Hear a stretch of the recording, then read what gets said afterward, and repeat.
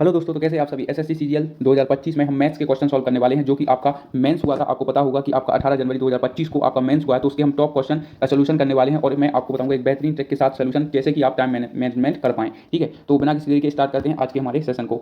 सारे क्वेश्चन मैंने आपके इससे रखे हुए हैं, किससे, आंसर की से लिए हुए हैं। ठीक है, आप चाहें तो गूगल कर सकते हैं। सभी क्वेश्चन आपके 18 जनवरी 2025 के एसएससी सीजीएल के मेंस के आए हुए हैं। तो शुरुआत करते हैं। ठीक है, तो आज का हमारा पहला क्वेश्चन है और इसमें हम दो मेथड शेयर करेंगे, जो कि आपको पहले मेथड जो मैं आपको बताऊंगा वैसे ही आपको अपने एग्जाम में सॉल्व करने हैं और आपको यही पता चल जाएगा कि एसएससी सीजीएल में कैसे क्वेश्चन पूछे जाते हैं। ठीक है, 2000 रुपये पर 6.5% वार्षिक ब्याज दर पर 14 फरवरी 2023 से 28 अप्रैल 2023 की अवधि के लिए साधारण ब्याज की गणना कीजिए। ठीक है, सबसे पहले जो आपकी मेथड रहेगी वो रहेगी आपकी विभाज्यता के नियम से। ठीक है, आपको यहाँ पर दिख रहा होगा कि 6.5, यदि हम दशमलव हटा दें तो ये कितना लिखा है 65। 65 का मतलब क्या होता है, 65 का मतलब होता है आपका 13 × 5, मतलब जो भी मेरा आंसर होगा वो आपका 13 का मल्टीपल जरूर होने वाला है। ठीक है, तो चेक कर लेते हैं। ऑप्शन नंबर पहला, इसमें आपका 13 का भाग जा रहा है। दूसरा, इसमें आपका 13 का भाग नहीं जाता। तीसरा, इसमें आपका 13 का भाग जाता है। चौथा, आपका इसमें 13 का भाग नहीं जाता। ठीक है, अब हम करेंगे इसे आपकी फुल डिटेल मेथड के साथ। ठीक है, आपको जैसा कि मैंने बताया आपको दो मेथड में बताऊंगा। ठीक है, आपको जैसा कि पता होगा कि हम क्या करते हैं, साधारण ब्याज में सीधा आपका सिंपल कैलकुलेट करते हैं। ठीक है, एसआई बराबर होता क्या है, एसआई बराबर होता है मूलधन। मूलधन कितना दिया गया है, 2000, 1, 2 और 3। ठीक है, उसके बाद फिर हम क्या लिखते हैं, दर दर लिखते हैं, जो कि आपको दी गई है 6.5%। और फिर लिखते हैं हम कितना, समय लिखते हैं। ठीक है, एसआई का फॉर्मूला यही होता है ना, मूलधन गुणा दर गुणा समय, और बटे में आ जाएगा कितना आपका 100, और ये आपका पॉइंट हटेगा तो एक जीरो और आ जाएगा। ठीक है, अब यहाँ पर आपको क्या लिखना पड़ेगा, आपको यहाँ पर समय भी लिखना पड़ेगा, जो कि आपका 14 फरवरी 2023 से 28 अप्रैल 2023 के बीच में है। अब 14 फरवरी जो कि आपकी 2023 लीप बस नहीं होती है, तो इसमें आपके कुल ये हो गए आपके 73 दिन। ठीक है, ये हो गए आपके 73 दिन। और जब 73 दिन का समय आपको दिया जाता है तो आपको क्या करना पड़ता है, 365 से भाग देना पड़ता है। ठीक है, और यदि इसी की जगह पर यदि आपको मंथ दिए गए होते तो आपको मंथ यानी आपको 12 से भाग देना पड़ता है। ठीक है, अब जब हम इसे सॉल्व करेंगे तो हमें हमारा उत्तर मिल जाएगा। तो यहाँ पर क्या होगा, 1, 2 और 3 जीरो से आपके 3 जीरो यहाँ पर कट गए, और 73 एकम 73, 73 पंचे होता है आपका कितना, 365। 5 से आपका ये चला गया कितनी बार, ये चला गया आपका 13 बार। ठीक है, और जब इन दोनों का गुणा हो जाएगा तो ये कितना बन जाएगा, ये बन जाएगा आपका 13 × 2, यानी 26 रुपये आपको ब्याज के तौर पर मिलेंगे, जो कि हमने पहली वाली मेथड से भी हमने देख लिया था कि जो भी हमारा उत्तर होगा वो आपका 13 का विभाज्यता वाला नियम उसमें फॉलो करेगा। ठीक है, तो आप चाहें तो दोनों मेथड से किसी एक से भी आप कर सकते हैं। चलते हैं नेक्स्ट क्वेश्चन की ओर। नेक्स्ट क्वेश्चन है और ये सारे आपके सीजीएल में आए हुए क्वेश्चन है। ठीक है, किसी धनराशि को तीन दोस्त पी, क्यू और आर के बीच में 5:3:4 के अनुपात में बांटना है। यदि पी को आर से 1500 रुपये अधिक मिलते हैं तो क्यू का हिस्सा बताना कितना होगा।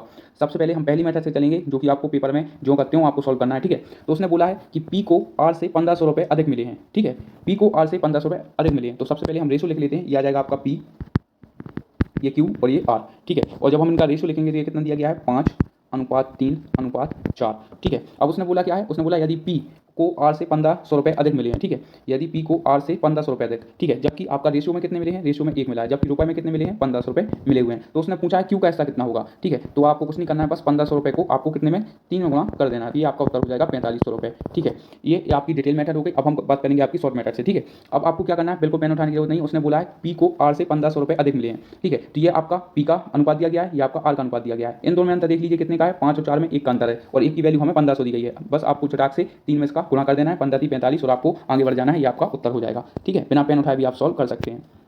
नेक्स्ट क्वेश्चन है, प्रॉफिट एंड लॉस से एक व्यक्ति कुल 15 रुपये में 10 एक समान वस्तुएं खरीदता है। यदि वह उनमें से प्रत्येक वस्तु को 1.7 में बेचता है तो उसका लाभ प्रतिशत क्या होगा। ठीक है, अब उसने क्या किया, 15 रुपये में आपकी कितनी 10 वस्तुएं बेची, सॉरी खरीदी। ये आपका क्या है, ये आपका सीपी है। ठीक है, और ये है आपका एसपी। ठीक है, और उसने किया क्या है, उसने किया है आपका 1.7 रुपये में बेची है। ठीक है, तो सबसे पहले तो हमें सीपी का रेशियो बनाना पड़ेगा। जब 15 में 10 का हम भाग देंगे तो ये कितना आ जाएगा, ये आ जाएगा आपका 1.5। ठीक है, और एसपी यानी सेलिंग कितना किया उसने, 1.5 रुपये की खरीद कर 1.7 में बेच दी, मतलब 0.2% का प्रॉफिट उसने कमाया है। ठीक है, अब ये इसी से हमारा उत्तर आ जाएगा। ठीक है, कैसे आएगा, ये आ जाएगा आपका 0.2% बटे आपका कितने पर प्रॉफिट कमाया है, आप बोलेंगे सीपी पर, जो कि सीपी दिया गया हमें 1.5 गुणा में आ जाएगा कितना, 100। ठीक है, अब यहाँ पर क्या होगा, आपका पॉइंट से आपका पॉइंट कट जाएगा। ठीक है, तो यहाँ पर जो आपकी वैल्यू बन जाएगी वो कितनी बन जाएगी, ये बन जाएगी आपकी 200/15। ठीक है, तो हम इसे भाग करके देख लेते हैं कितनी बार जाएगा। ये आएगा आपका 15 एकम 15, बचेगा आपका कितना 5, 15 होता है आपका 45। ठीक है, 15×3=45 और 15×3=45, इनफाइनाइट तक ये चलता रहेगा। तो ये आपका उत्तर हो जाएगा, ऑप्शन नंबर 4 आपका करेक्ट उत्तर हो जाएगा। ठीक है गाइस, आपको उम्मीद है समझ में आ गया होगा। ऐसे क्वेश्चन आपके सीजीएल में पूछे जाते हैं। नेक्स्ट क्वेश्चन है, और इसे सबसे पहले हम सॉल्व करेंगे किसी ट्रिक से, फिर उसके बाद में हम देखेंगे। ठीक है, गणतंत्र दिवस के अवसर पर एक खुदरा स्टोर एक स्कीम देता है। ठीक है, मतलब आपको सरल भाषा में बताऊं, एक दुकानदार मतलब गणतंत्र दिवस के मौके पर स्कीम देता है, ठीक है, जहां ग्राहक अपनी कुल खरीदी पर, मतलब आप जितनी भी खरीदी करेंगे उस पर आपको 26% का डिस्काउंट दिया जाएगा, ठीक है। और यदि मनीष नामक कोई व्यक्ति उसने 2050 की वस्तु खरीदी है तो उसने डिस्काउंट के अवसर पर उसने कितने की बचत कर ली है, ये क्वेश्चन आपसे कहना चाहता है, ठीक है। एक बार फिर मैं रिपीट कर देता हूँ, गणतंत्र दिवस का मौका चल रहा था और एक दुकानदार ने स्कीम रखी कि गणतंत्र दिवस के मौके पर जो भी व्यक्ति मेरे यहाँ पर खरीदी करेगा उसे 26% का डिस्काउंट दिया जाएगा, ठीक है। और मनीष ने 2050 की वस्तुओं का खरीदी की है, ठीक है, 2050 की वस्तुओं की खरीदारी की है तो उसे कितने की छूट की राशि बची होगी, ठीक है, ये हमें बताना है। तो यहाँ पर आ जाएगा कितना, 2050 गुणा, यदि 26% का उसने डिस्काउंट कमाया है तो उसने कितने की बचत की है, हमें ये बताना है, ठीक है। सबसे पहला ऑप्शन रहेगा आपका क्या, इसमें रहेगा आपका 26, ठीक है। 26 में क्या छुपा होता है, 13 × 2, यानी जो भी मेरा उत्तर होगा वो हमारा 13 का मल्टीपल जरूर होना चाहिए। इसमें क्या आपका 13 का भाग जाता है, नहीं जाता, 13 चौके 52 बचेगा आपका 14, इसमें आपका 13 का भाग नहीं जाता है, ठीक है। फिर उसके बाद में हम दूसरा ऑप्शन ले लेते हैं, 13 चौके 52 बचेगा आपका 2, इसमें 13 का भाग नहीं जाता, 13 चौके 52 और 13 एकम 13 इसमें जाता है, 13 चौके 52 नहीं जाता इसमें, ठीक है। तो केवल ऑप्शन नंबर तीसरा ही है जिसमें हम आपका 13 का भाग जा रहा है, ठीक है। बाकी अब हम रियल मेथड के साथ भी चलते हैं, ठीक है। अब जब आप इसे सॉल्व करेंगे तो ये कितनी बार जाएगा, आप इसे सॉल्व करके देख लेना, बस आपको इतना ही सॉल्व करना है, क्योंकि उसने आपसे केवल डिस्काउंट ही पूछा है कि 2050 पर यदि 26 रुपये का 26% का डिस्काउंट दिया गया तो उसने कितने की बचत की है, ठीक है। तो आगे चलते हैं, नेक्स्ट क्वेश्चन है और यह आपका टाइम स्पीड डिस्टेंस दिया गया है। 2200 मीटर लंबे वृत्ताकार ट्रैक पर सरिता और कविता ने अपनी साइकिल एक ही बिंदु से लेकिन विपरीत दिशा में क्रमशः 20 किलोमीटर और 16 किलोमीटर की चाल से चलाई, वे कितने समय बाद पुनः मिलेंगे, ठीक है। अब यहाँ पर दिया गया क्या, विपरीत दिशा में, यदि वो समान दिशा में बोलता तो इनकी दोनों की चाल जो है माइनस होती, लेकिन विपरीत दिशा बोली है तो क्या होगा, इन दोनों की चाल जो है प्लस हो जाएगी, ठीक है। और मैं आपको पिछले प्रैक्टिस सेट में बता चुका हूँ, मतलब कई बार मैंने आपको प्रैक्टिस सेट कराया है, तो एक ही आपको फॉर्मूला बताया, वो है आपका D बराबर S गुणा T, दूरी बराबर चाल गुणा समय, ठीक है। यहाँ पर आपको स्पीड कितनी दी गई है, ठीक है, दूरी कितनी दी गई है, वो दी गई है आपको 2200 मीटर बराबर में। अब दोनों की चाल क्या हो जाएगी, आपकी प्लस हो जाएगी, 20 और 16 कितना होता है, 36, ठीक है। लेकिन आपको यहाँ पर ध्यान देना होगा, यहाँ पर आपको दूरी दी गई है मीटर में और चाल दी गई है आपकी किसमें, किलोमीटर में, और उत्तर भी आपसे मीटर में ही पूछ रहा है, तो हम क्या करेंगे, 36 को मीटर पर सेकंड में बदल देंगे। जब भी आपको बड़े से छोटे में जाना पड़े तो आप क्या करेंगे, 5/18 का गुणा कर देंगे, और जब भी आपको छोटे से बड़े में जाना पड़े, देखो जब भी आपको बड़े से छोटे में जाना तो बस आपको ऊपर 5 लिखना है, क्योंकि 5 छोटा है, इससे आप कभी भूलेंगे नहीं, और जब भी आपको छोटे से बड़े में जाना है तो 18 ऊपर कर देना, ठीक है, गुणा वो कितने समय बाद फिर से मिलेंगे, हमें टाइम बताना है, ठीक है। अब हम इसे सॉल्व कर लेंगे, हमें हमारा उत्तर मिल जाएगा, 18 दूनी होता है कितना, 36, ठीक है। अब यहाँ पर क्या हो जाएगा, 5 दूनी 10 और 10 से आपका 1 जीरो कट जाएगा, ठीक है। तो टाइम बराबर कितना आ गया, ये आ गया आपका 220। अब हम क्या करेंगे, ये आ गया आपका मिनट में, ठीक है। अब हम इसे क्या करेंगे, इसे हम 60 से विभाज्य कर लेंगे, ठीक है। 60 से जब हम विभाज्य करेंगे तो ये कितनी बार आएगा, ये आ जाएगा 6 3 18, फिर उसके बाद में कितने बच जाएंगे, आपके बच जाएंगे कितने, 40 सेकंड और बच जाएंगे, तो 3 मिनट और 40 सेकंड आपके शेष बच जाएंगे, क्योंकि 6 3 18 180, 220 में से 180 का कितने बचे, 40, ठीक है। तो ऑप्शन नंबर आपका थर्ड करेक्ट उत्तर हो जाएगा। चलते हैं नेक्स्ट क्वेश्चन की ओर।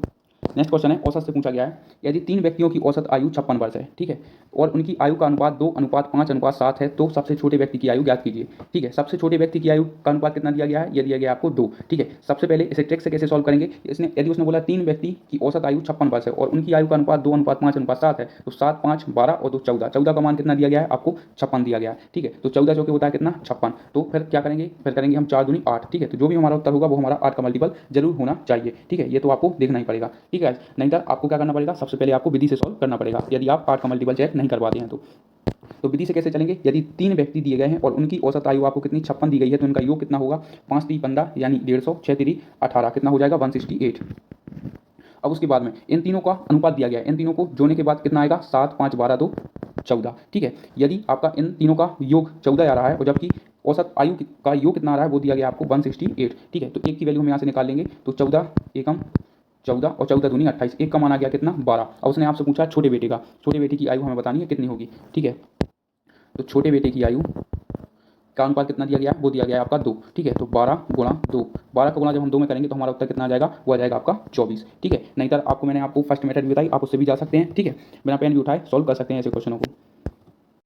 नेक्स्ट क्वेश्चन है, अभी क्वेश्चन आप देख पा रहे होंगे, a की घात 7 गुणा b की घात 8 और c की गुणा 7, a की घात 9 गुणा b की घात 5 और गुणा c की घात 4, ठीक है। सबसे पहले मैं आपको इसका कॉन्सेप्ट बता दूं, यदि आपको ऊपर लिखा गया हो कितना 3 और नीचे लिखा हो आपका कितना 9, तो इसमें हम क्या करते हैं, देखो ये भाग में लिखी गई हैं चीज़ें, तो हम यहाँ पर क्या करते थे, यहाँ पर हम करते थे कि 3 एकम 3 3 तिरका 9, ठीक है। यदि हमें इसे फ्रैक्शन में ना लिखकर दूसरे तरीके से लिखना है तो इसे हम कैसे लिखते थे, माइनस का हम 3 लिख देंगे, क्योंकि जब भी संख्या आपकी यदि माइनस लगाना है तो आप क्या करेंगे, इसे पलट देंगे, ठीक है, माइनस लगा के हम इसे पलट देते थे, ठीक है। ये होगी आपकी फर्स्ट मेथड। मतलब पहला कॉन्सेप्ट। अब दूसरा कॉन्सेप्ट आप देख लीजिए, यदि आपका ऊपर दिया गया हो कितना 9 का वर्ग 2 और नीचे दिया गया हो आपका कितना 9 का वर्ग केवल 1, तो इसका मतलब क्या होता है, इसका मतलब होता है 81 और इसका मतलब क्या होता है 9। तो जब हम इसे काटेंगे तो कितना आ जाएगा, ये आ जाएगा 9। और आप चाहें तो इसे डायरेक्ट भी काट सकते थे, यदि 9 पर किसी प्रकार की कोई घात न लगी हो, जैसे हम क्या मानते हैं 1 मानते हैं, जब 1 से 1 घात कर जाएगी तो कितना बचेगा, केवल 1 ही बचेगा। ठीक है, ये सब समझाने के पीछे आपको केवल एक ही मोटिव था कि आपको इस क्वेश्चन में कोई परेशानी ना आए। ठीक है, अब यहाँ पर आप देखो एक की घात 7 है और एक की घात 9 है। ठीक है, अब एक की घात 7 है, एक की घात 9 है, तो जब 7 से हम 9 को काट देंगे तो यहाँ पर कितना शेष बचेगा, यहाँ पर बचेगा आपका केवल 1/1 की घात केवल 2 बचेगा। ठीक है, क्वेश्चन के अनुसार चल रहे हैं हम। ठीक है, ये आपका आ जाएगा बटे में। अब आगे चलो, b की घात 8 है, b की घात 5 है, b की घात 5 से b की घात 8 कट गई, शेष कितनी बची, आप कहेंगे ये बचेगी आपकी b की घात 3। ठीक है, अब आगे चलते हैं, यहाँ पर देखो c की घात 4 है, c की घात 7 है। ठीक है, तो हम अब क्या करेंगे, c की घात 4 से c की घात 7 काट देंगे तो यहाँ पर कितनी बच जाएगी, यहाँ पर बच जाएगी आपकी कितनी, c की घात 3 आपकी शेष बच जाएगी। ठीक है, अब ऐसा कोई ऑप्शन देखो जिसमें आपको मतलब ऐसा आपको डिजिट दिख रहा हो। ठीक है, तो इसे हम क्या कर सकते हैं, अभी मैंने आपको बताया जब इसको हमको ऊपर लिखना हो फ्रैक्शन के रूप में ना लिखना हो तो इसे हम क्या लिख सकते हैं, a की घात 2। ठीक है, और ये आपका लिखा ही है b की घात 3 प्लस c की घात 3। ठीक है, तो आप ऐसे भी कर सकते हैं। कौन सा हमारा ऑप्शन है, ऑप्शन नंबर हमारा केवल तीसरा है। ठीक है, या आप इसे पहले माइनस लगा दो या ऊपर लगा दो, कोई अंतर नहीं पड़ता है। ठीक है, तो ये आपका उत्तर हो जाएगा। उम्मीद है आपको समझ में आ गया होगा। चलते हैं नेक्स्ट क्वेश्चन की ओर। नेक्स्ट क्वेश्चन है और ये आपका सिंप्लीकेशन से क्वेश्चन है। ठीक है, अब देखो 6859, ठीक है, और ये आपका 1296, ये किसका क्यूब होता है, तो आप बोलेंगे ये होता है आपका 19 का क्यूब। ठीक है, और ये आपको दी गई है किसमें, क्यूब में चीज़ें दी गई हैं, और बटे में आ जाएगा क्या, यह 1296 किसकी घात पे 4 होता है, तो आप बोलेंगे 6 की घात 4 भी आपका 1296 होता है, और इस क्वेश्चन में आपका 4 की घात इस पर लगी है। ठीक है, तो यहाँ पर क्या होगा, यहाँ पर आपकी चीज़ें कट जाएंगी। ठीक है, ये आपका क्यूब से आपका ये क्यूब मूल कट जाएगा। ठीक है, घनमूल कट जाएगा, ये आपका 4 की घात से ये भी आपका कट जाएगा। ठीक है, तो क्वेश्चन हमारा कितना शेष रहा, ये रहा आपका 19 बटे में आ जाएगा आपका 6 गुणा, ये आ जाएगा आपका कितना 3/57। ठीक है, और गुणा में आ जाएगा कितना 42। बस इसे काट लो, यह कट जाएगा 19 से 3 बार और 3 दूनी 6। ठीक है, ये आ गया आपका 42 बटे 3 दूनी 6, और जब 6 से इसे हम काटेंगे तो कितना आ जाएगा 7। तो ऑप्शन नंबर 4 हमारा करेक्ट उत्तर हो जाएगा। एक बार फिर रिपीट कर देता हूँ, ये होता है आपका क्या 19 की घात, 19 के ऊपर 3 की घात, और ये होता है आपका 6 के ऊपर 4 की घात, 4 की घात से 4 की घात कट जाएगी और बस कितना आ जाएगा 19/6 आ जाएगा। फिर तो आप सॉल्व कर ही लेंगे। ठीक है, नेक्स्ट क्वेश्चन है। ठीक है, 75 का 60%, 25 के 1/5 से कितना परसेंट अधिक है। ठीक है, तो इसका आप उत्तर कमेंट में जरूर दें। ठीक है, इसका आपको उत्तर कमेंट में जरूर देना है। ये आपका पहला क्वेश्चन है और आपको ऐसे बहुत सारे क्वेश्चन है जो मैं आपको दे रहा हूँ। ठीक है, इसका भी आप कमेंट में उत्तर दे सकते हैं, ना बने तो आप कमेंट में जरूर बताएं।